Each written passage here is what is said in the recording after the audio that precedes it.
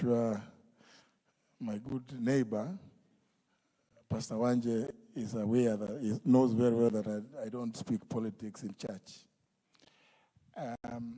I've come here to also give my condolences to the family of the late Albert Ojwang', a young man whose life, as we all know, and indeed I want to agree with the church, for nearly a month we have spoken, expressed ourselves in different ways. Listening to Albert's mother and Albert's wife has really touched me as a father, a parent as well. And those of you who perhaps might have heard in one way or other, I posed a question on 12th of January this year that yes, I was lucky when my son was abducted that I was able to try to get all those people and finally was able to get to the president, whom I told, standing next to me, please can you call Nuruddin Haji, the Director General of NIS. He's the one holding my son. And there in my presence, the president calls him, and he did. Nuruddin says he will be home in the next 1 hour. But I posed the question, and I still continue to pose this question. How about Albert's mother? How about Albert's father? And several others who could not and cannot have the opportunity of getting to the highest office in the land. This is the result. So I come here to grieve with Mzee Ojwang' and your wife and family because it is painful. And I keep always asking, you know, we have a very elaborate national anthem.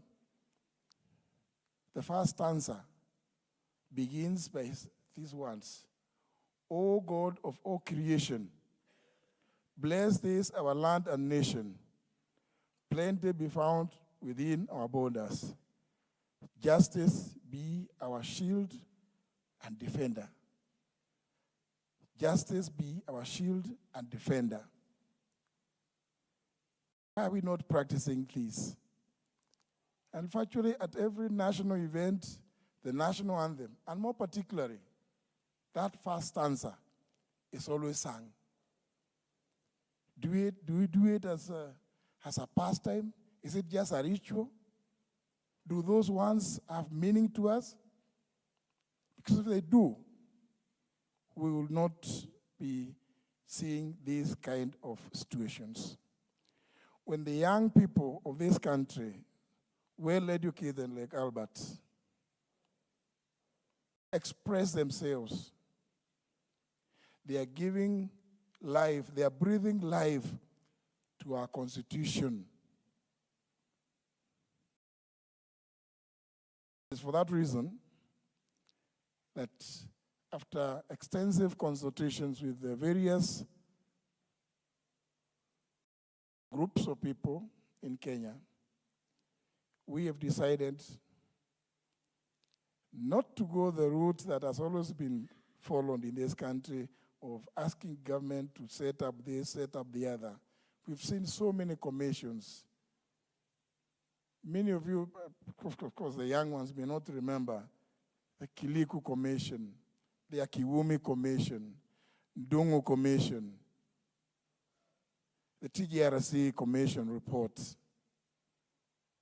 All of them made certain recommendations, and they address one key issue: governance in our country, injustices in our country. we could stand here, say whatever we may wish to say to condole this family. But the pain will live on.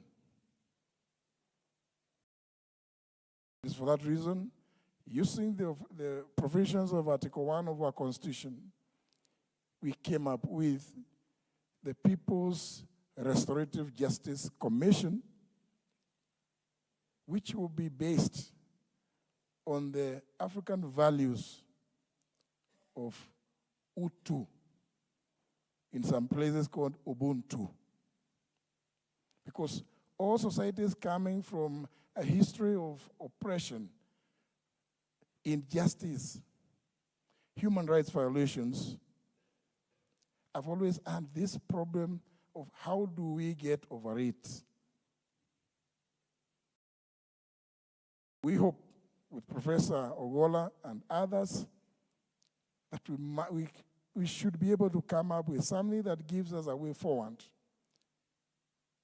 This culture of forgive and forget and move on, we must say as a country, never again. Never again. If we are to build a country that respects humanity. I mean, we are the ones who have educated these young kids. It cannot be that when they come to question the way we do things, we treat that as criminal. Yet we continue to call ourselves a democratic country. I'm calling for an end, and we will be setting up various places where we want to collect all material, and this will not be submitted to government to go and gather dust in offices. We want the Kenyan people to own this process so that we say, never again. We cannot continue losing lives in such a harrowing way.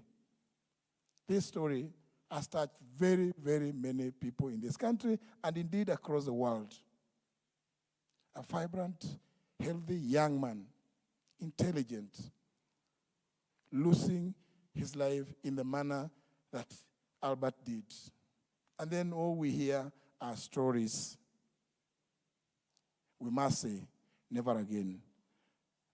Baba Albert, Mama, Amjane, poleni sana.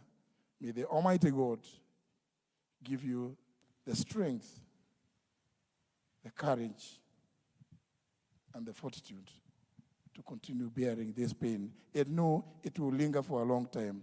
We'll continue keeping you in our prayers, and we'll do everything that we can to make sure that we too are felt by the rest of the country. As for the young people, we will see, as they say, Reverend, they will see me hapo nyuma ya hema. God bless you. Thank you very much. Thank you very much. Thank you. Let's appreciate Honorable Muturi. Young people, your bus is found. Leading this service is tough, but by the grace of God, I've made it. We want to get to the point of the word at this very special moment, and we'll call upon the President.